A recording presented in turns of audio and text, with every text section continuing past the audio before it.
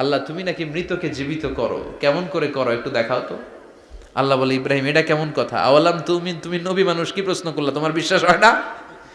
আওয়ালাম তুমিন, বিশ্বাস হয় না? তুমি তো নবী, জানো নবী নও, তুমি খলিল, তোমার বিশ্বাস হয় না? এটা কেমন প্রশ্ন? সাইয়েদনা ইব্রাহিম বললেন, বালা, বিশ্বাস হয়, ওয়ালাকিন লিয়াতমাইন্না কলবি, কিন্তু দেখলে ভাল লাগবে। আল্লাহ কেমন করে মৃতরে জীবিত করো তুমি দেখাও। আল্লাহ বললেন, 4টা পাখিরে টুকরা টুকরা করো, জবাই করো, টুকরা টুকরা করো, পায়ের সাথে মাথা মিশাও, মাথার সাথে কলিজা মিশাও, টুকরা টুকরা করে ওই পাহাড়ের মধ্যে ছিটিয়ে দিয়ে আস। এরপরে এই পাশে এসে সুম্মা দুহুন্না ইয়াতিনাকা সায়া, আমার নামে পাখিগুলারে ডাক দাও। উনি এই পাশে এসে আল্লাহর নামে টুকরো টুকরো করে ছিটিয়ে দিয়ে আসা পাখিগুলোর ডাক দিতে দেরি, মুহূর্তে পায়ের সাথে মাথা, মাথার সাথে বডি লেগে জীবিত হয়ে পাখিগুলো দৌড়ে সাইয়েদনা ইব্রাহিমের কাছে চলে এসেছে। আল্লাহ তাআলা একজন প্রসিদ্ধ নবীর ব্যাপারে কিছু তথ্য দিয়েছেন, এই তথ্যগুলো আজকে আমরা শুনবো ইনশাআল্লাহ। পড়েন। রব্বুল আলামিন বলেন, ওয়া ইয ইবতালা ইব্রাহিমা রাব্বুহু বিকালিমাতিন ফাআতাম্মাহুন্না ক্বালা ইন্নী জাঈলুকা লিন-নাসি ইমামা। সুবহানাল্লাহ পড়েন। যেই নবীর ব্যাপারে আল্লাহ তথ্য দিলেন ওই নবীর নাম ইব্রাহিম আলাইহিস সালাম। সবাই বলেন কি নাম? চিল্লায় বলেন কি নাম? আল্লাহ বলেন, নবী স্মরণ করুন সেই সময়ের কথা যখন আমি আমার খলিল ইব্রাহিমকে অনেকগুলো বিষয়ে পরীক্ষা করেছিলাম, আর আমার খলিল ইব্রাহিম প্রতিটা পরীক্ষায় গোল্ডেন এ প্লাস পেয়েছে। প্রতিটা পরীক্ষায় সফলতার সাথে আমার ইব্রাহিম উত্তীর্ণ হয়েছে।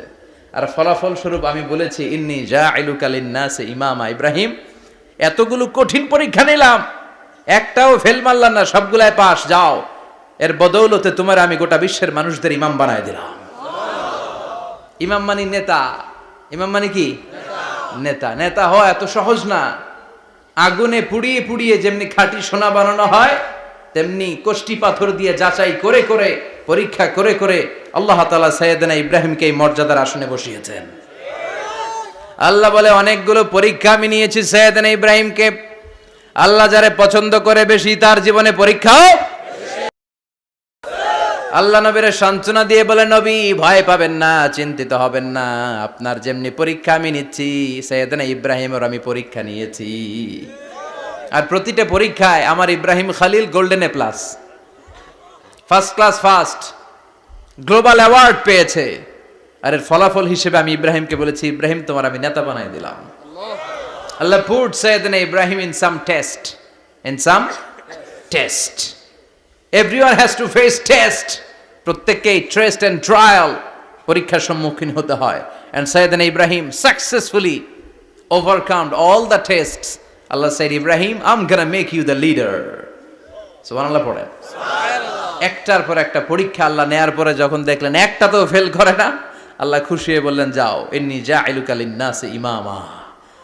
ইব্রাহিম, আমি মুত্তাকিনদের জন্য, গোটা বিশ্বের মানুষদের জন্য তোমার ইমাম বানায় দিলাম। কত পরীক্ষা যে উনি ওনার জীবনে দিয়েছেন, কত কঠিন রাস্তা যে তিনি পাড়ি দিয়েছেন, তার কোনো শেষ নাই। সর্বপ্রথম পরীক্ষা ছিল ইলকাউহু ফিন্নার, অগ্নি পরীক্ষা। কি পরীক্ষা? নমরুদ বলল, ইব্রাহিম ঈমান ছেড়ে দাও, তাহলে জানে বেঁচে যাবা, নাইলে আগুনে ফেলবো। সাইয়েদনা ইব্রাহিমের এক কথা, জীবন যাবে কিন্তু ঈমান যাবে না। নমরুদ বলে, ঈমান ছেড়ে দাও, তা না হলে আগুনে ফেলবো। সাইয়েদনা ইব্রাহিম বলে, জীবন যাবে কিন্তু ঈমান যাবে না। তার মানে আগুনের পরীক্ষায় পাস। চিল্লায় বলেন, আগুনের পরীক্ষায় পাস। পরীক্ষা নাম্বার 2, একটার পর একটা পরীক্ষা নিতে আল্লাহ শুরু করলেন। আল্লাহ বললেন, ইব্রাহিম যাও, কলিজার টুকরা সন্তানকে আর হাজারকে, আমরা ওনারা ডাকি বিবি হাজরা, আমরা কি ডাকি বাংলাদেশে? আসলে নাম কি? হাজার। যাও, তোমার স্ত্রী হাজারকে আর ইব্রাহিমকে মক্কার ধুধু প্রান্তরে ফেলে দিয়ে আস। ওখানে মানুষ নাই, প্রাণী নাই, জনমানব শূন্য, দেখি আমার কদ্দুর ভালোবাসো। বলতে দেরি, টু শব্দ নাই, মরুভূমিতে ফেলে দিয়ে আসলেন। তার মানে পরীক্ষা নাম্বার 2তেও, কথা বলেন, 2তেও। পরীক্ষা নাম্বার 3, আল্লাহ বললেন, ইব্রাহিম দেখি তোমার হৃদয়ে আমার জায়গা কতটুকু। যাও, কলিজার টুকরা সন্তান ইসমাইলের গলার মধ্যে তলোয়ার লাগাও। সাইয়েদনা ইব্রাহিম বিয়ে করার পর থেকে আল্লাহর কাছে চাইতে চাইতে শেষ, মাগা সন্তান হয় না। ওনার প্রথম সন্তানটা হয়েছিল সাইয়েদনা ইসমাইল যখন জন্মগ্রহণ করেছে, ইব্রাহিমের বয়স ছিল 86 বছর। সুবহানাল্লাহ কইতে মনে চায় না? এই এলাকায় আসেনি 86 বছর বয়সে সন্তান হয়েছে? হ্যাঁ, এরকম শক্তিশালী পুরুষ কেউ আছে? আহা, 86 বছর বয়সে তো হাঁটতেই পারে না। কথা কন। সাইয়েদনা ইসমাইলকে যখন আল্লাহ তাআলা সাইয়েদনা ইব্রাহিমকে উপহার দিয়েছেন, তখন সাইয়েদনা ইব্রাহিমের বয়স, চিল্লায় বলেন কত? 86 বছর বয়সে যে কলিজার টুকরা সন্তানটাকে হাতে পেলেন, চাঁদের মতো সুন্দর ছেলে। আল্লাহ বললেন, দেখি আমার হৃদয়ে তোমার জায়গা কতটুকু, ইসমাইল রে জবাই করো। বলতে দেরি, ছুরি লাগাতে দেরি হয় না। তার মানে এই পরীক্ষায়ও পাস। একটার পর একটা আল্লাহ পরীক্ষা নিয়েছেন, একটার পর একটা পরীক্ষা। আগুনের পরীক্ষায় পাস, ফ্যামিলি বিসর্জন দাও, পাস। কলিজার টুকরা সন্তানের গলায় ছড়ি লাগাও, পাস। এবার আল্লাহ বললেন, এরপর তোমার বড় দায়িত্ব দিব, তোমাকে হজ প্রোগ্রামের এমডি বানায় দিলাম, ম্যানেজিং ডাইরেক্টর অফ হজ। সুবহানাল্লাহ কইবেন না?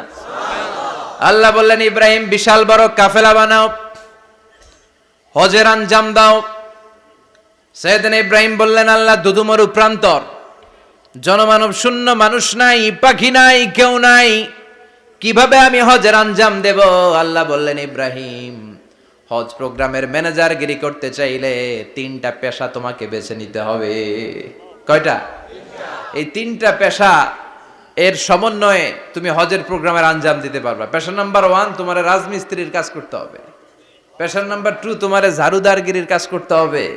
পেশা নাম্বার 3, তোমার মুয়াজ্জিনগিরি করতে হবে। সুবহানাল্লাহ কইবেন না? وَإِذْ يَرْفَعُ إِبْرَاهِيمُ الْقَوَاعِدَ مِنَ الْبَيْتِ وَإِسْمَاعِيلُ رَبَّنَا تَقَبَّلْ مِنَّا إِنَّكَ أَنْتَ السَّمِيعُ الْعَلِيمُ। সাইয়েদনা ইব্রাহিম আর কলেজের টুকরা সন্তান ইসমাইলকে নিয়ে রাজমিস্ত্রির কাজ শুরু করে দিলেন। আল্লাহু আকবার। কাবা ঘর ভেঙে চুরমার, বাপ বেটা মিলে রাজমিস্ত্রির কাজ, পাথর কেটে কেটে বাপ বেটা মিলে কাবা ঘর বানায়। পেশা নাম্বার 1 শেষ। পেশা নাম্বার 2 ঝাড়ুদারগিরি। পেশা নাম্বার 2 কি? আল্লাহ বললেন, তাহহিরা বাইতিয়া লিত-তাইফিনা ওয়াল আকিফিনা ওয়ার রুকআইস সুজুদ।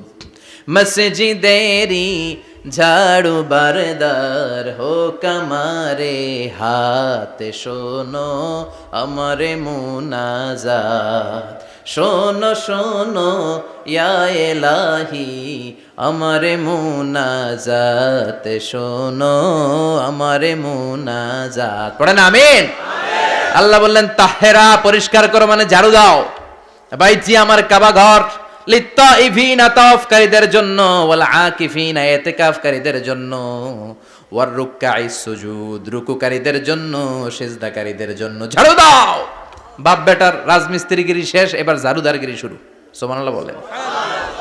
এরপর আল্লাহ বললেন, 3 নম্বরে মুয়াজ্জিনগিরির কাজ করো। ওয়াআযযিন ফিন-নাসি বিল হজ্জি ইয়াতুকা রিজালাও ওয়া আলা কুল্লি দামিরি ইয়াতিনা মিন কুল্লি ফাজ্জিন আমিক। ঘর বানিয়েছেন, এই ঘরে তোমরা হজ করতে আসো। সাইয়েদনা ইব্রাহিম বললেন, আল্লাহ আমি আর আমার পোলা ছাড়া কেউ নাই। কেউ আছে? মানুষ নাই, আপনারা কেউ নাই, আমি কার সামনে আযান দেব? আমি কার সামনে ঘোষণা দেব? আল্লাহ মানুষ নাই, প্রাণী নাই, পাখি নাই, দৃশ্যমান কিছু নাই, কোথায় আমি ঘোষণা দেব? আল্লাহ বললেন, দাঁড়াও, দাঁড়িয়ে তুমি আজান দাও, ঘোষণা দাও। তোমার এই আজানের আওয়াজটা গোটা বিশ্বের সব মানুষের কানের ভেতরে আমি আল্লাহ পৌঁছে দেব। আযিন ফিন-নাস বিল হজ, হজের আজান দাও। উনি আজান দিলেন, আইয়ুহান নাস ইত্তাখাযাল্লাহু বাইতান ফাহুজ্জু। আল্লাহ একটা ঘর বানিয়েছে, যাদের সামর্থ্য আছে হজে আসো। সুবহানাল্লাহ পড়েন। তৎকালীন সময়ে গোটা বিশ্বে যারা ছিল সবার কানের ভেতরে এই ঘোষণাটা, মানে এই আজানটা পৌঁছে দিয়েছে কে? আল্লাহ। আমরা তখন ছিলাম পৃথিবীতে? কই ছিলাম? ফি আলামিল আরওয়াহ, রূহের জগতে। রূহের জগতেও আল্লাহ তাআলা আমাদের কানে পৌঁছে দিয়েছেন। রূহের জগতে থেকে এই আজান শুনে আমরা যারা লাব্বাইক বলার সুযোগ পেয়েছি, তাদেরকে এই দুনিয়াতে হজের নসিব আল্লাহ করে দিবেন। তার মানে হজ প্রোগ্রামের ম্যানেজার। সুবহানাল্লাহ পড়েন। পরীক্ষা কারে কয়? কত প্রকার কি কি? হজ প্রোগ্রামের ম্যানেজার বানাইলেন, ম্যানেজিং ডাইরেক্টর, মহাব্যবস্থাপক।